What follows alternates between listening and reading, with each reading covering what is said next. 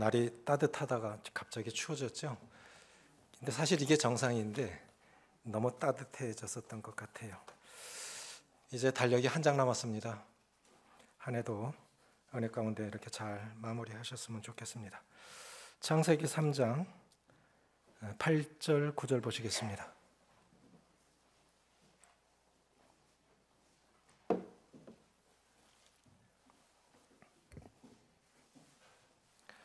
창세기 3장 8절 9절 같이 읽겠습니다. 시작. 그들이 그날 바람이 불 때 동산에 거니시는 여호와 하나님의 소리를 듣고 아담과 그의 아내가 여호와 하나님의 낯을 피하여 동산 나무 사이에 숨은지라. 여호와 하나님이 아담을 부르시며 그에게 이르시되 네가 어디 있느냐. 나를 돌아보게 하는 하나님의 질문이라는 제목으로 말씀을 드리겠습니다. 우리가 하나님께 무엇인가를 물을 때는 하나님이 그것을 허락하신 이유를 모르고 또 하나님에 대한 경험이 부족하기 때문에 그렇게 물을 수 있습니다. 구약 성경에 보면 그런 질문들이 참 많이 나오죠. 하나님의 사람 모세도 어찌하여 이 많은 백성을 내게 맡기사 그 짐을 지게 하시나이까.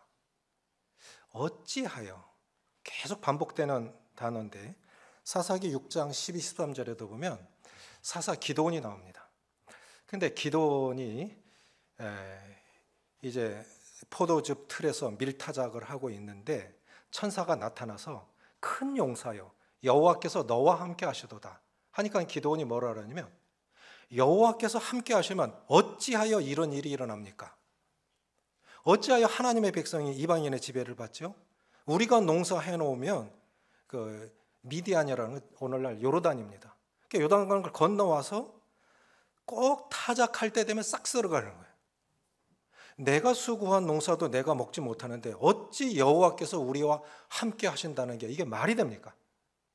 여호와께서 나와 함께 하신다면 나의 하나님이 되신다면 나를 축복하셔야 될 거 아닙니까? 우리가 어찌하여 이방 민족의 지배를 받습니까? 욥도 욥기 3장 20절에서 어찌하여 나로 하여금 이 고난을 받게 합니까?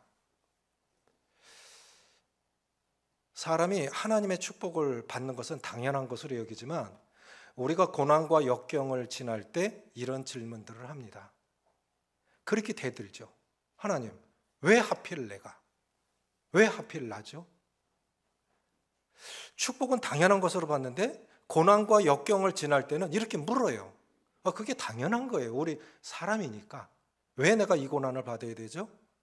왜 하필 나? 왜 내게? 하나님의 질문 속에 하나님의 메시지가 들어있습니다. 하나님의 의도, 우리를 교훈하시려고는 하나님의 질문 속에 하나님의 교훈이 들어있고 하나님의 축복이 들어있고 하나님의 경고가 들어있습니다. 우리가 하나님을 무한하신 하나님이니까 하나님께 대한 질문이 있는 건 당연합니다. 그러나 전지전능하신 하나님이 뭘 모르셔서 사람에게 질문을 하실까요? 그 수많은 질문들을 4가지로 압축을 해본 겁니다. 첫째, 하나님께서 이제 첫사람 아담과 하와를 만드셨습니다. 다른 날은 아담아 그러면 네 하고 기쁘게 달려왔을 거예요. 근데 그날은 달랐어요. 그날은 똑같은 하나님이 말씀하셨는데 그날은 하나님의 목소리가 무서웠어요. 왜 그렇게 된 거죠? 사람이 죄를 지으면 3가지 특징이 있습니다. 3가지 현상이 나타납니다. 하나는 두려워요. 죄를 지으면 두렵습니다. 그래서 아담아 하고 부르셨을 때 그들이 그날 바람이 불 때 동산에 거니시는 여호와 하나님의 소리를 듣고 아담과 그의 아내가 여호와 하나님의 낯을 피하여 나무 사이에 숨었습니다. 두려워요. 전날에는 기뻤어요. 좋았어요. 그런데 죄를 짓고 나니까 똑같은 하나님인데 두려운 거예요.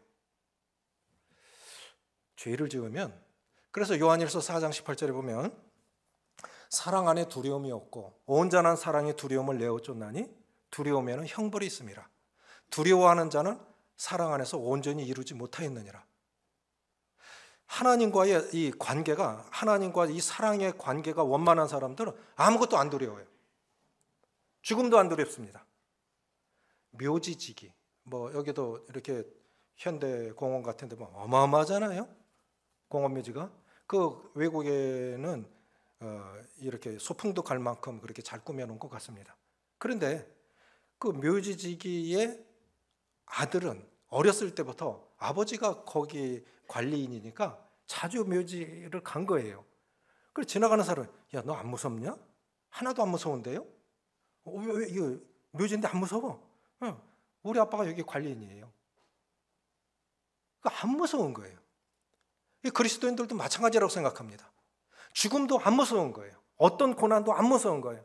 하나님과의 관계가 원만한 사람들은 그 어떤 것도, 환난도 핍박도 굶는 것도 어떤 것도 안 무서운 거예요. 하나님이 더 크시니까, 문제보다 더 크시니까 어떤 것도 안 무서웠는데 죄가 들어오니까 무서운 거예요. 죄가 들어오면 두려운 감정이 듭니다. 두 번째는 피하게 돼 있어요. 사람을 피한다.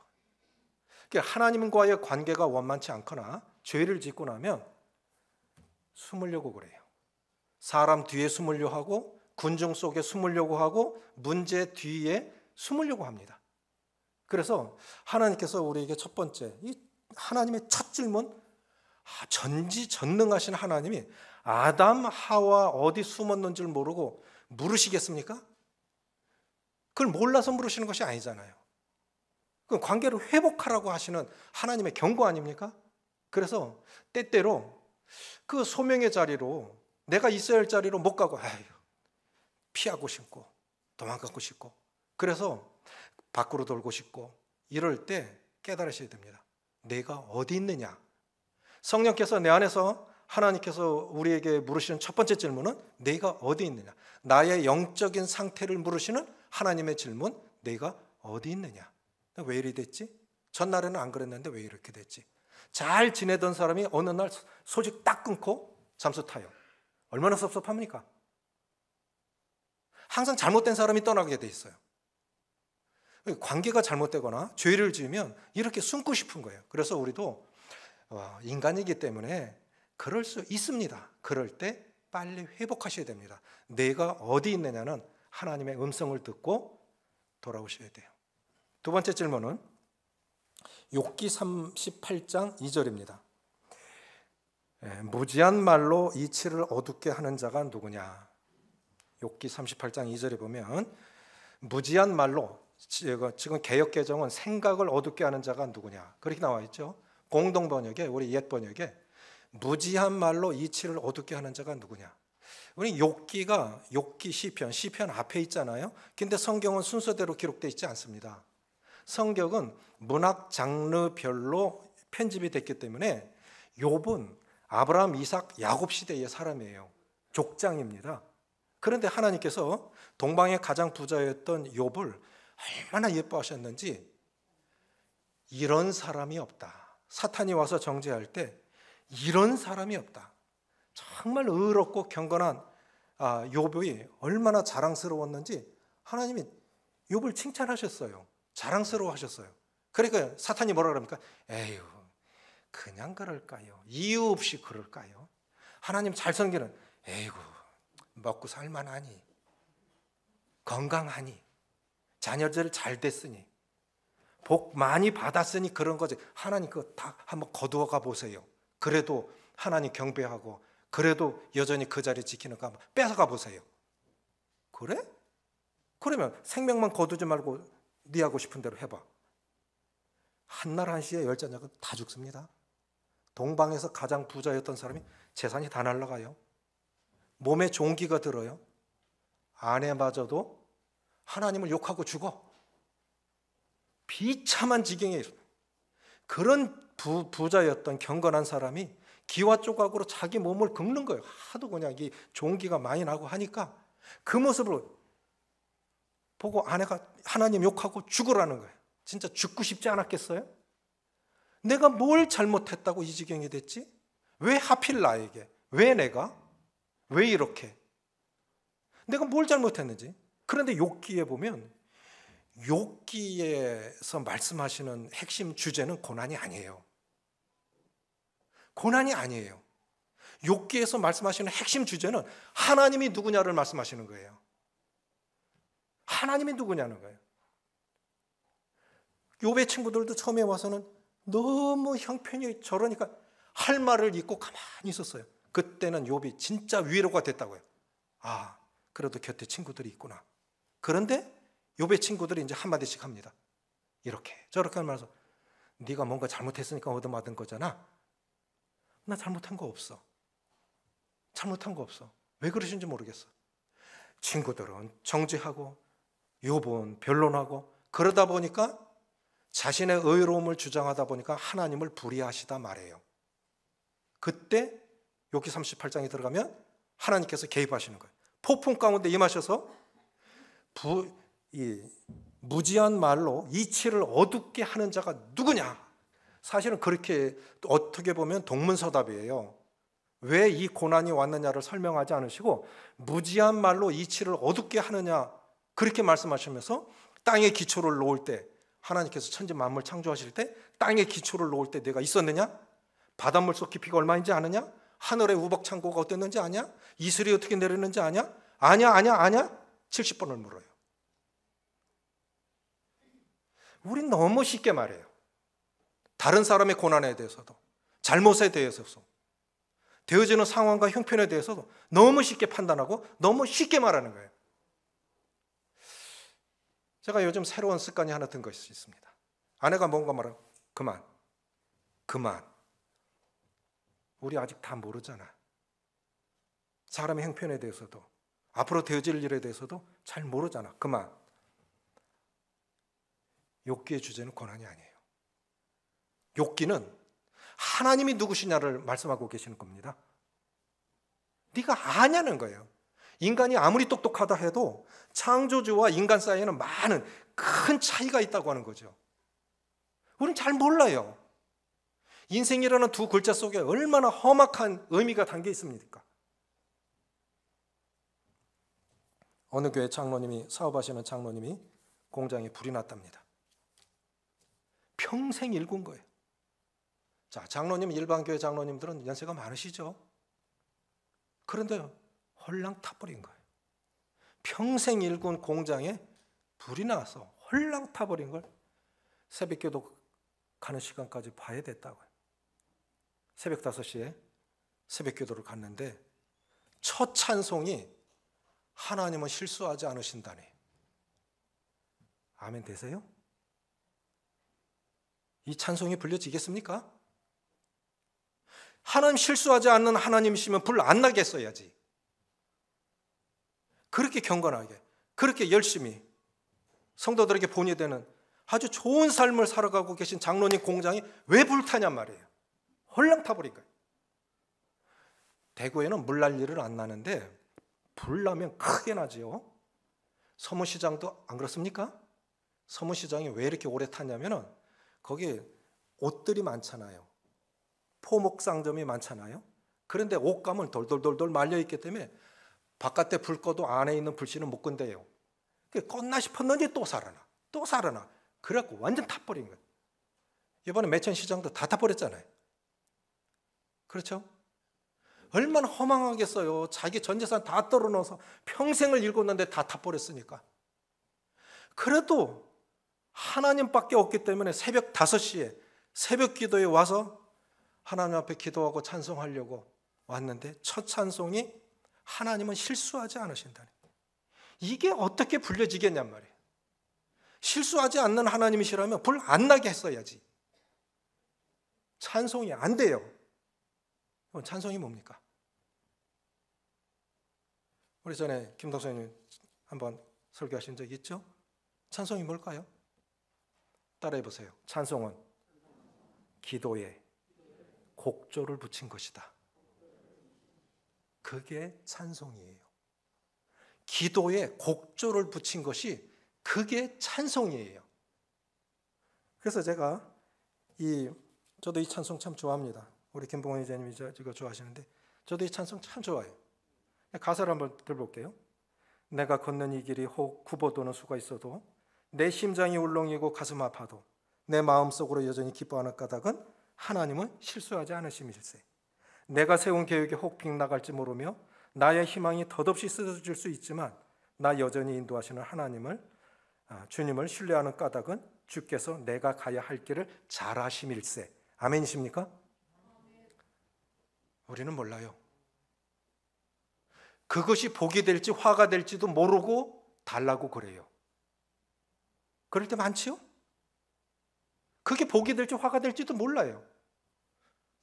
우리는 구하는 것도 참 이렇게 하나님의 지혜가 필요한데, 근데 로마서 8장 28절에 보면 하나님을 사랑하는 자, 곧 그의 뜻대로 부르심을 입은 자들에게는 모든 것이 합력하여 선을 이루나니, 모든 것이 합력해서 선을 이루시는 거예요. 그러니까 이 천이 날실과 시줄이 이렇게 엮여서 천이 되는 것처럼 순경과 역경이 어우러져서 결국 하나님의 최선으로 나타납니다. 우리는 몰라요.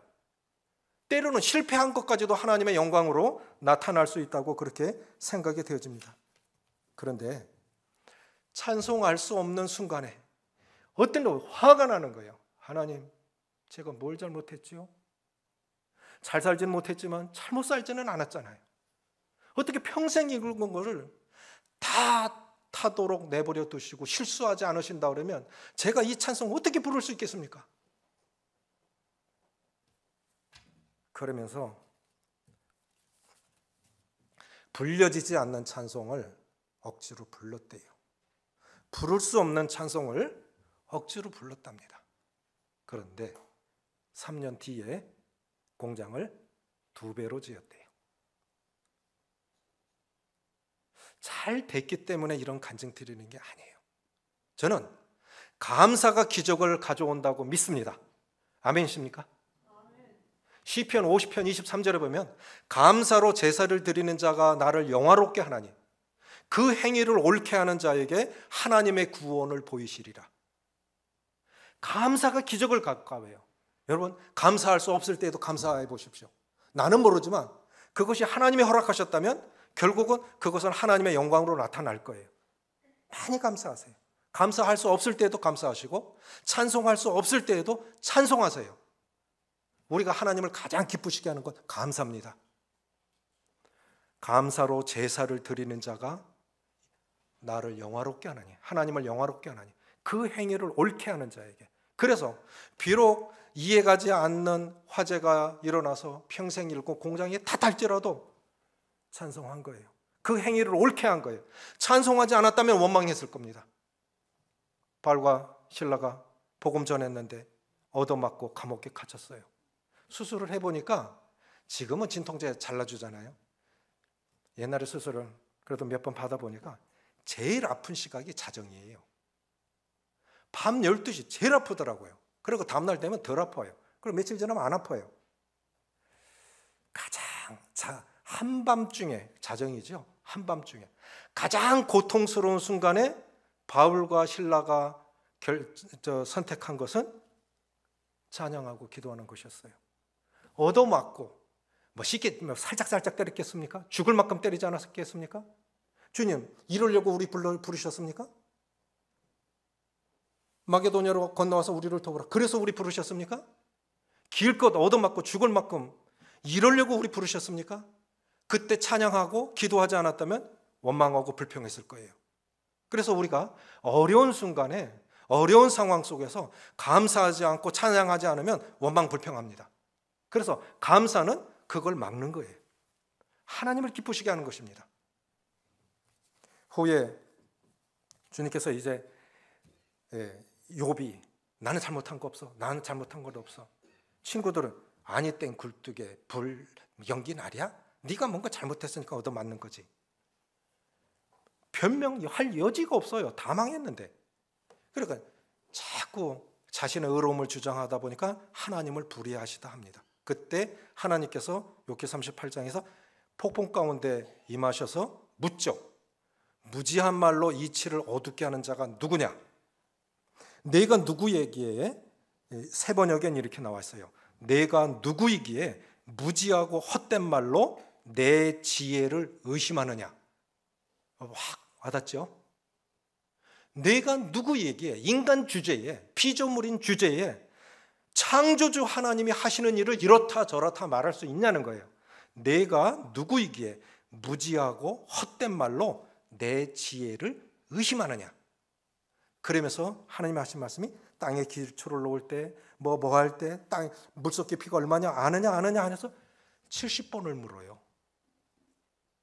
그러니까 처음에는 할 말이 있었는데 나중엔 욥이 할 말이 없어. 40장에 가면요, 내가 전에는 주께 대하여 귀로 듣기만 하였었더니 이제는 눈으로 보옵나이다. 이런 하나님이라고 알고 들었는데 직접 경험해 보니까 하나님은 내가 아는 하나님보다 훨씬 커.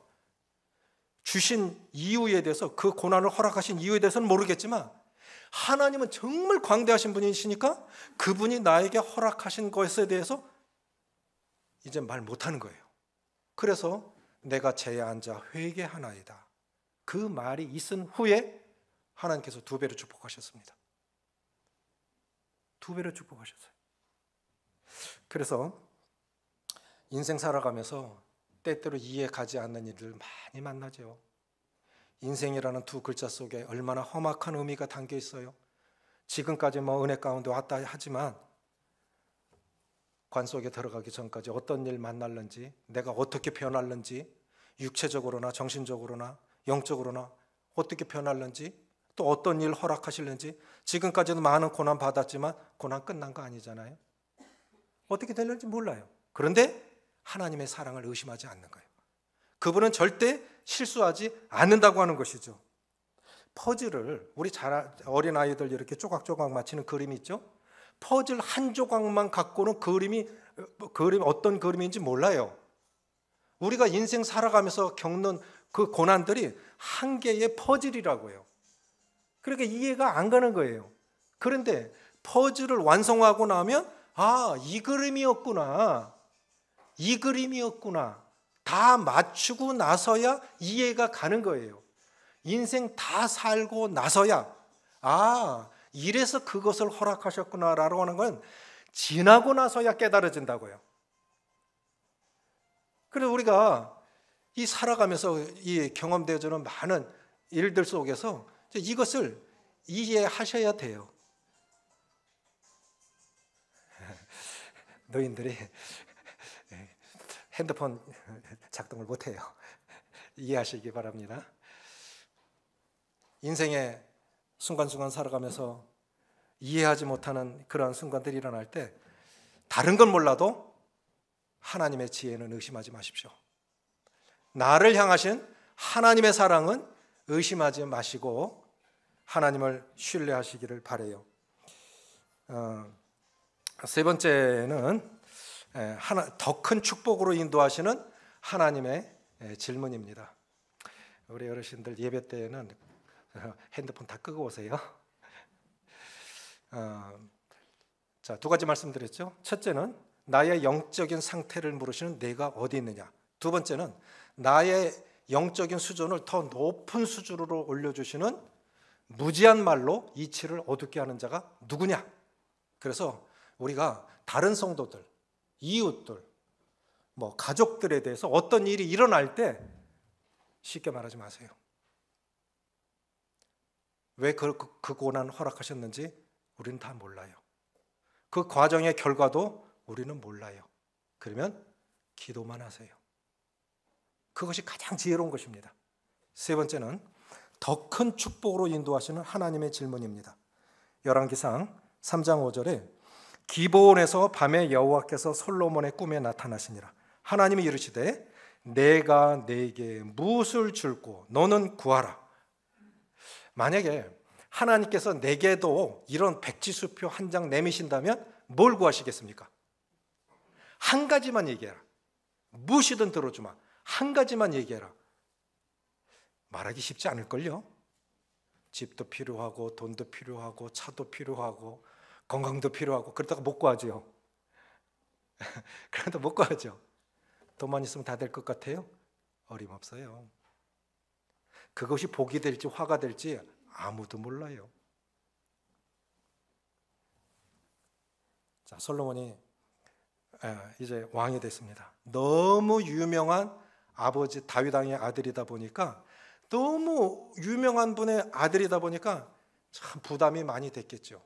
그리고 이 솔로몬이 왕이 됐지만 아직도 아버지 시대에 굉장한 권력을 가지고 있던 사람들이 그대로 자기 이 시대에도 그대로 아직 있는 거예요. 그러니까 이게 엄청난 부담입니다. 그들 잘못한 게 많아요. 이것을 해결하지 않고는 성전을 못 짓는 거예요. 그래서 먼저 문제를 해결해야만 되는데, 그래서 솔로몬이 왕이 된 후에 4년 뒤에야 솔로몬 성전을 짓습니다.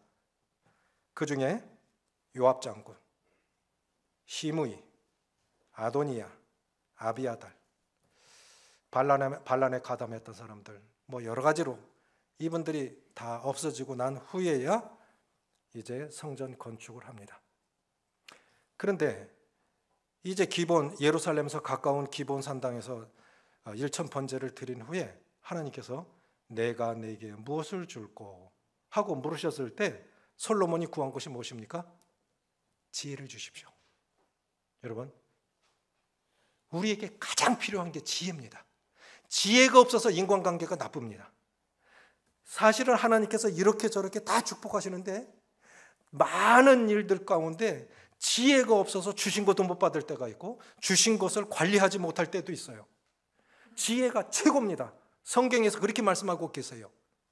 그 지혜의 왕인 솔로몬. 솔로몬이 구한 건 지혜예요. 부모들도 지혜가 없어서 부자지간의 관계가 어렵지요. 성도 간에, 그 사랑스러운 성도 간에 왜 그렇게 거리감이 생깁니까? 말 실수에. 그게 아닌데 지혜가 최고예요. 그래서 지혜를 구했어요. 이것이 하나님 마음에 너무 흡족하셨던 것 같아요. 그래? 부귀영화도 아니고 원수 죽이는 걸 구한 것도 아니고 지혜를 달라고? 그래, 그럼 내가 보너스로 네가 구하지 않은 부귀영화도 줄게, 장수도 줄게. 그런데 참 아이러니한 것이 뭐냐면은 이렇게 지혜로운 솔로몬이요, 노년에 망쳐요. 이렇게 사람 일을 알 수 없어요. 좀 이따 얘기하고. 자, 신약에 와서도 주님의 제자들 중에서 주님께 뭔가 구하러 온 사람이 있었습니다. 주님은 죽으시러 가야 되는데 어머니까지 대동하고 와서 뭔가를 요구를 해요. 뭘 줄까? 뭘 원하냐? 예, 주님의 날에 하나는 주의 오른편에, 주의 좌편에 앉게 해주십시오. 그게 세베대 아들 야고보와 요한이에요. 자, 주님은 죽으셔야 돼요. 피 흘림 없이 구원이 없죠. 죽음이 없이 어찌 부활이 있겠어요? 죽고 부활하셔야 우리의 구원이 되는데 이들은 지금 십자가 없는 영광을 구하는 겁니다. 뭘 모르는 거예요. 십자가 없는 영광을 구하고 죽음 없는 부활을 구하고 고난 없는 영광을 구하고 있는 거죠. 너희들이 내가 마시려는 잔을 마실 수 있느냐? 그게 죽음의 잔 아닙니까? 할 수 있습니다. 뭘 몰라서 한 말이죠. 결국은 사도 야고보 최초의 순교자가 돼요. 처음에는 몰라서 그렇게 말을 했는데 나중에는 정말 주님이 기뻐하시는 삶을 살아요. 한 분은 순교를 통해서, 한 분은 마지막까지 살아남아서 믿음이, 이제 주님의 제자들 가룟 유다 빼고 11명이 그 사도 요한 반모섬에 유배됐다, 자연사했다 했죠. 나머지는 다 순교했어요. 그 주님의 제자들이, 주님을 친히 목격했던 사람들이 다 사라지고 믿음이 흔들리기 시작했을 때, 히브리서가 그때 기록된 거 아닙니까? 주님을 목격했던 사람들 다 갔어요. 증인들이. 믿음이 흔들리기 시작했을 때, 마지막까지 살아남아서 그 믿음을 붙잡아주고, 요한복음, 요한 1, 2, 3서, 요한계시록을 기록해야 했던 사람이 사도 요한입니다. 자, 처음에는 잘 몰라서 고난 없는 영광을 구했어요. 십자가 없는 구원을 바랬고, 그런데 나중에 알고 나서는 하나님 뜻대로, 죽는 게 하나님의 뜻이야? 이게 주님을 기쁘시게 하는 거야? 그럼 죽어야지, 순교해야지. 하나님 기뻐하시게 하는 길을 갔어요. 어쩌면 사는 게 죽는 것보다 힘들 때도 있습니다. 정말 힘들 때가 있다고요. 독일의 어느 철학자가 이런 얘기를 했어요. 인간의 근본 문제, 먹고 사는 문제. 주님도 그렇게 말씀하셨죠. 사람이 떡으로만 사는 것이 아니요 하나님의 입으로 나오는 모든 말씀으로 살 것이니라. 먼저 떡이에요. 주님도 먼저 주셨어요. 먹고 사는 문제. 두 번째, 인간관계 속에서의 갈등의 문제. 이게 정말 힘들어요. 이게 정말 힘들다고. 세 번째, 죽음의 문제. 죽음의 문제. 이것들이 주님 안에서 이것이 다 이해가 되어지니까 죽음의 문제도 문제가 안 돼요. 어떤 것도 문제가 안 돼. 그래서 야고보는 순교하고 요한은 끝까지 살아남았다고요. 사는 게 아니죠. 탄광에서 그거 그냥 죽을 고생하며. 저래 죽으면 고난은 없잖아요. 어떤 사람은 그 길을 가야 돼요. 오늘 응답 받으면 좋겠는데 안 끝나요. 언제 끝났는지도 몰라요. 그래도 그 길을 가야 되는 거예요. 그게 주님의 뜻이라면. 그래서 처음에 잘 몰라갖고 주님께 헛된 영광을 구했던 세베대 아들 야고보와 요한은 후에 순교와 마지막까지 믿음을 지켰던 요한과 같이 아름다운 삶을 살아냈는데, 젊었을 때는 정말 하나님을 기쁘시게 했던 솔로몬은 노년에 어땠는지 아십니까? 자기가 지은 거룩한 성전에 제일 먼저 우상을 들여다 놓은 사람이 솔로몬이에요. 그럼 왜 이리 됐을까? 저는 생각하기를 솔로몬이 노년에 정치적 안정이라는 덫에 걸렸다고 봐요. 이 큰 제국을 내가 관리하고 다스리려면 안정이 필요해. 그거는 그 조그만 나라 속국의 왕들의 딸들을 마누라로 삼으면 감히 반역은 못하겠지. 그래서 하나님의 지혜를 구했던 솔로몬이 이제 인간의 꾀를 생각한 거예요. 이렇게 하면 안정이 되겠지. 우리 처음에 다 믿음으로 살았어요. 말씀할 만화 때문에 직업도 바꿨습니다. 그렇게 말씀이 귀했고 교회가 귀했고 했는데 돈이 필요해. 돈 필요하지요. 그런데 그 자리를, 하나님의 자리를 돈이 대신하고 다른 것들이 대신하고 그러면서 덫에 걸리는 거예요. 솔로몬이 그랬던 거예요. 정치적 안정이라는 덫에 걸린 거예요. 하나님의 지혜가 아니라 자기 생각이라는 덫에 걸려버린 겁니다. 자, 지금까지 잘 살았죠?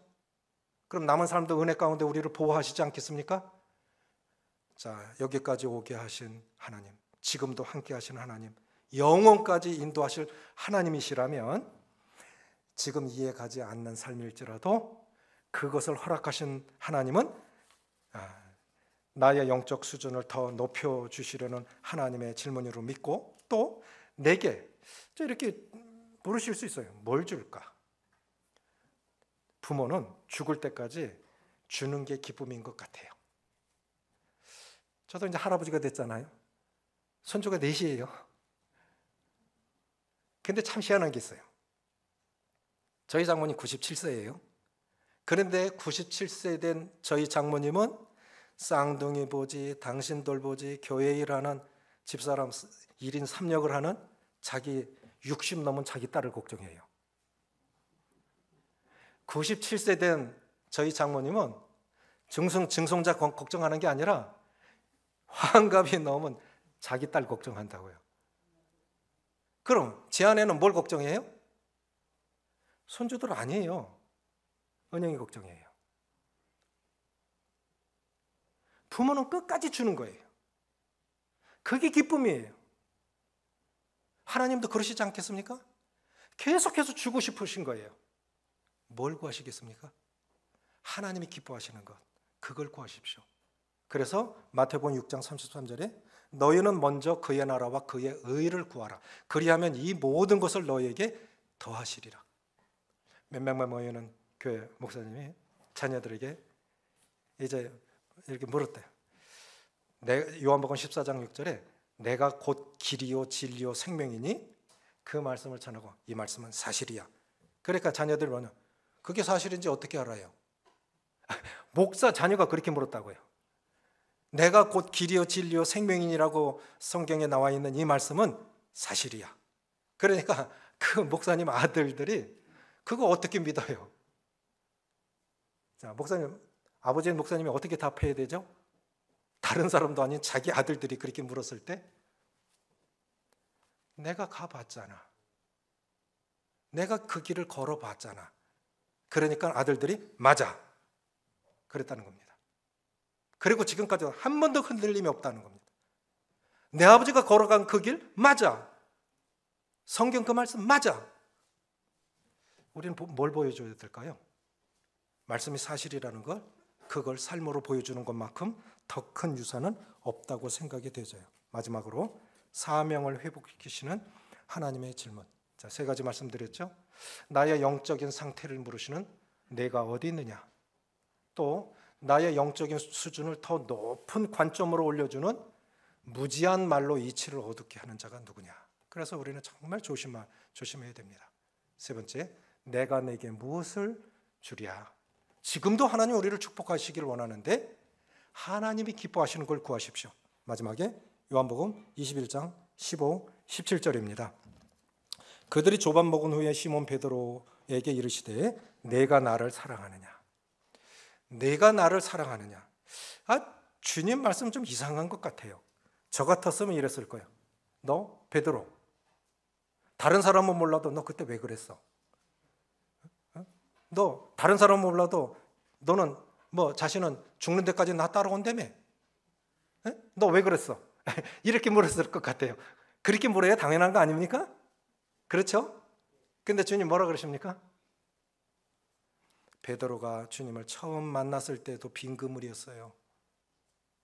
베드로가 주님 처음 만났을 때에도 아무것도 없었다고요. 두 번째 만났을 때에도 주님 부활하신 걸 보고도 다시 고기 잡으러 돌아갔어요. 항상 회복은 하나님 편에서 먼저 찾아오시는 것 같아요. 그래서 하나님은 사랑이신 거예요. 우리가 아무리 잘못돼도 하나님께서 먼저 찾아와 주셨어요. 아담에게도 그랬고 베드로에게도 그랬고. 그래서 뭐라고 물으십니까? 뭐라고 물으시죠? 내가 나를 사랑하느냐. 저는 이렇게 생각해요. 하나님께서 만약에 나의 능력을 물으셨다면, 자격을 물으셨다 그러면 못 왔을 것 같아요. 28년간의 사역이 쉬웠겠습니까? 여기까지 못 왔을 것 같아요. 저는 자격이 없습니다. 저는 인격적으로나 성품적으로도 자격 없는 자입니다. 저는 능력 없는 사람입니다. 자격과 능력을 물으셨다면 저는 벌써 끝났어요. 그런데 주님 뭐라고 물으십니까? 내가 나를 사랑하느냐고 물으셨어요. 근데 여기 세 번 물으시는데 성경은 사랑이 이제 세 가지로 나와요. 하나님의 무조건적인 아가페 사랑. 그런데 주님이 첫 번째, 두 번째는 그 아가페 사랑으로 무조건적인 사랑으로 물으셨어요. 근데 베드로는 자신이 없어요. 그래 친구의 우정의 사랑으로, 필레오 사랑으로 제가 주님 좋아합니다. 그런데 세 번째는 뭐라고 물으셨냐면 너 나 좋아해? 그러니까 더 겁이 나는 거예요. 베드로가 더 겁이 나는 거예요. 너 나 좋아해? 주님이 아시잖아요. 할 말도 없어요. 그러니까 주님 뭐라 하십니까? 내 양을 먹이라. 자, 한번 여쭤볼게요. 전도자가 더 어려울까요? 목자가 더 어려울까요? 목자가 더 어려울까요? 둘 다 어렵죠. 그런데 목자가 더 어려워요. 옛적에 여인들이 애를 낳으러 갈 때는, 지금은 기술이 좋으니까, 의술이 좋으니까 안 죽지만 옛날에는 애 낳다가 많이 죽었어요. 그래서 저희 어머니 그랬어요. 옛적에 산모들이 애를 낳을 때는 자기 신발을, 자기가 벗어놓은 신발을 다시 한번 봤대요. 이 신발을 내가 다시 신을 수 있을까? 다시 봤다는 겁니다. 그런데 그렇게 생명으로 생명을 낳는, 애 낳는 일도 힘든 일인데 애 키우는 건 평생 걸려요. 애 낳는 건 순간이지만 애 키우는 건 평생 걸립니다. 그런데 주님께서 마태복음 4장 19절에 말씀하시되 나를 따라오너라 내가 너희로 사람을 낳는 어부가 되게. 처음에는 전도자로 부르셨다고요. 그런데 지금 뭐로 부르고 계십니까? 목자로 부르고 계신 거예요. 내 어린 양을 먹이라. 내 양을 치라. 내 양을 먹이라. 우리 성도님들의 양무리는 누굽니까? 우리 성도님들의 양무리는 누굽니까? 지금 어떻게 치고 계시죠? 나놓고 끝입니까? 그게 끝일 수 있는 거예요? 자식이 잊어질 수 있는 존재입니까? 포기할 수 있는 존재입니까? 그러니까 이사야 49장에서 여인이 어찌 그 젖먹는 자식을 잊겠느냐, 어찌 자기 태에서 난 아들을 잊겠느냐, 그들은 혹 잊을지라도 나는 너희를 잊지 아니하리라. 그렇다고 하는 건 목자가 아닌 거죠. 죽더라도 자식을 위해서 그 길을 가는 사람이 그 사람이 부모이고 그 사람이 목자라고 생각이 되어져요. 여기서 하시는 말씀은 뭐냐면, 내가 나를 사랑하느냐? 저는 이렇게 해석이 됐어요. 주님 좋아해요. 자신 없어요. 사랑한다고 말씀드릴 자신 없어요. 근데 주님 좋아해요. 근데 주님이 그 말씀의 뜻을 알아들으신 것 같아요. 그래? 그럼 됐어. 그럼 됐어. 네 연약은 내가 다 감당하마. 네 부족도, 네 연약도 내가 다 감당하마. 나 사랑한다고? 그러면 됐어. 주님 지금도 우리에게 그러시는 것 같아요. 가장 중요한 건 이 사랑인 것이라고 생각이 됩니다. 그래서 성경에 보면 믿음, 소망, 사랑, 이 세 가지는 항상 있을 것인데 그 중에 제일은 뭐라고요? 사랑입니다. 그래서 사랑은 모든 것을 참으며 모든 것을 믿으며 모든 것을 바라느니라. 어느 분은 그렇게 말씀하셨어요. 사랑은 명사가 아니라 동사라고. 근데 그게 의지로 됩니까? 한계가 있어요. 주님의 강권하시는 사랑이 있기 때문에 여기까지 온 거고 앞으로도 그렇게 살아갈 것인데, 고린도후서 5장 14절에 보면, 따라해 보세요. 그리스도의 사랑이 우리를 강권하시는도다. 강권하시는 주님의 사랑 때문에 여기까지 올 수 있었습니다. 이 자리까지 올 수 있었습니다. 그러면 남은 삶도 그렇게 하실 줄을 믿으십시오. 우리에게 사랑 빼면 아무것도 아닌 거예요. 우린 천사보다 말 못해요. 그렇죠? 천사가 복음을 전하면 얼마나 잘 전하겠어요. 우린 천사도 아니에요. 유능한 사람도 아니에요. 문벌 좋은 자도 없습니다. 그런데 여전히 우리에게 기대를 갖고 오늘을 살게 하시는 것, 사랑의 하나님 전하라고. 이 하나님 좋아서 오늘도 살아갑니다. 그래서 하나님께서 우리에게 뭔가를 물으실 때는 그 속에 하나님께서 주시는 교훈이 있고 축복이 있고 경고가 있다고 하는 이 말씀을 잘 이해하시고, 첫째로는 내가 어디 있느냐, 자꾸 밖으로 돌고 싶고 사람 뒤에 숨고 싶고 문제 뒤에 숨고 싶을 때 생각해 보세요. 돌이키라고 하시는 하나님의 음성입니다. 영적인 상태를 돌아보라고 하는 하나님의 교훈, 경고입니다. 내가 어디 있느냐. 두 번째, 우리가 이해하지 못하는 길을 갈 수도 있습니다.